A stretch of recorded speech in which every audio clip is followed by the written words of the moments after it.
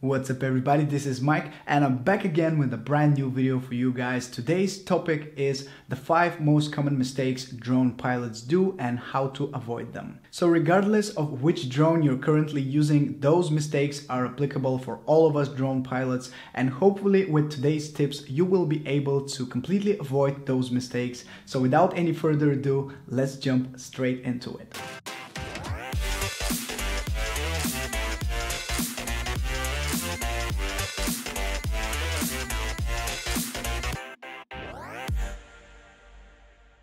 So the first mistake that most people do is flying their drone too far away. With all the new models that we keep seeing both from DJI and their competitors, we keep seeing a flight distance of 5, 6, 7 kilometers. So a lot of people are getting confused by that and they think it's fine to fly 7 kilometers away from their home point. Which of course is not the case. I always encourage you guys to fly within your line of sight, but even then, at one point the drone becomes so small, so tiny that it's almost impossible to see. Now imagine if you get that drone at 7 kilometers away from you, you are completely unaware of all the obstacles that could be facing the drone or around the drone, maybe a small power line or a branch or a tree or a bird even, and this makes it so dangerous for you to even attempt to do that. So please fly within your line of sight and you'll be good to go. The next mistake is a mistake that I'm also guilty of, and that is flying at strong winds. I even made a whole video about how I almost lost my Mavic Air.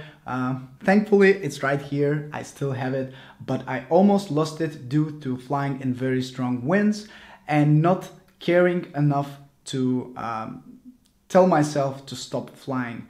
When the wind is so strong, the gusts are even stronger and you will be experiencing a flyaway. That basically means that no matter what you do, even after pressing return home button on the remote controller or entering sport mode and trying to fly manually back to your home point, you won't be able to return if the wind is too strong. So please use a weather forecast app just so you can make sure that the wind is not too strong, and if it's too strong, just don't fly.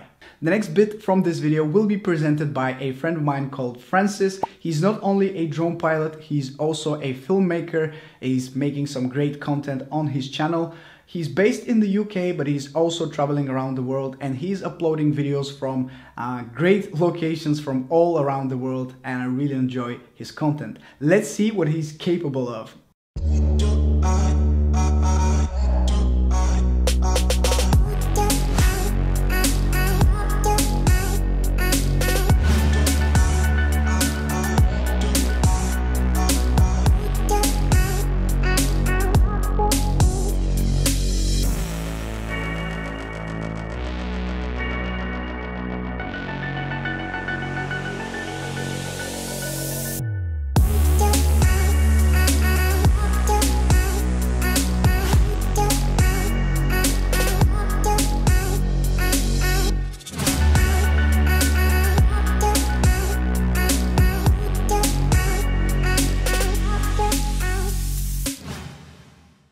Honestly, how good was that?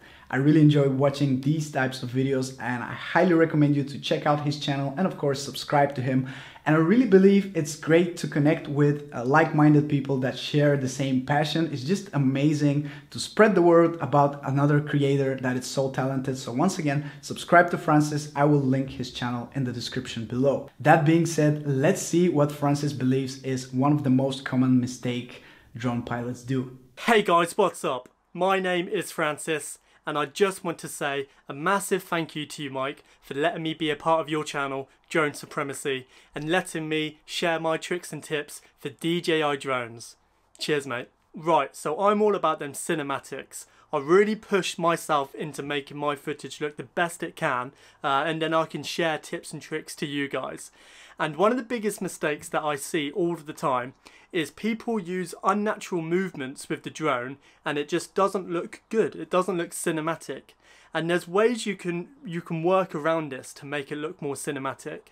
So one of the main things I would do is actually bring down your gimbal pitch speed. So when you first turn on your drone, and if you've never been into this sort of section before, your drone gimbal pitch speed will be normally set to 50. And if you want to get them cinematic smooth shots, I highly recommend taking that down to around 3 or maybe even 2. So once your gimbal speed is now slowed down, when you do a nice flyover of a building or you're following someone and you do want to slowly bring down that gimbal, you can now, and it'll be a lot more smoother and it'll be more professional. And this is what makes footage look sometimes a lot more cinematic than these horrible unnatural movements. And the next thing is trying to bring that also to the controller. So when you are flying manually with the joysticks, you don't want to just quickly move off to the left because the camera will just shut off and it'll just look unprofessional. So making these small movements when you are flying can be the make or break to what makes something look cinematic or not. And yeah, that is the main tip that I can give to you guys right now to start getting more cinematic footage with your drone. I just want to say a massive thank you again, Mike, for letting me be a part of your video, and I love your work, and it's just an honour for me to actually be working with someone like you, you know, and for me, I just want to teach people as much about drone cinematography as much as possible, and that's what I love about Drone Supremacy. You're doing exactly the same thing as me. So yeah, man, proper job. Peace out, take care, and back to Mike.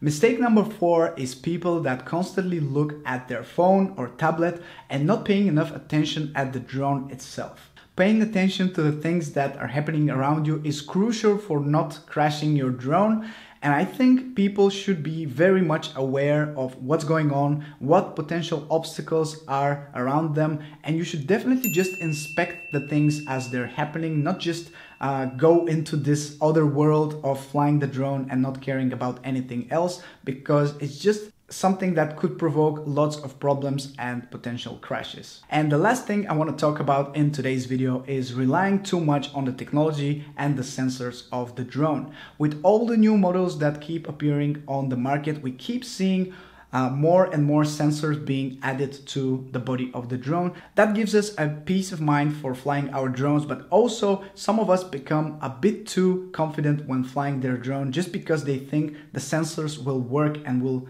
protect their drone at all times, which is not the case. Especially if you're flying in a darker environment when there is not enough light, the sensors basically do not work. If you're flying in sport mode, they also do not work. And generally, they don't work in every single situation, every single scenario that you're encountering during your regular flights. So you should never just rely on the sensors, and even the APAS system on the Mavic Air failed. I tested that in one of my videos, and it's just something that you have to keep in mind to protect yourself and the drone and not rely too much on the technology. So those are the 5 most common mistakes drone pilots do. Hopefully this video gave you enough useful information so you don't make those mistakes and you fly safer and you don't crash your drone. Once again, huge thanks to Francis for being a part of this video. I had lots of fun working with him. Don't forget to check out his channel and subscribe to him. Subscribe to me as well if you don't want to miss any of my future uploads, and I'm really looking forward to seeing you next time. Ciao!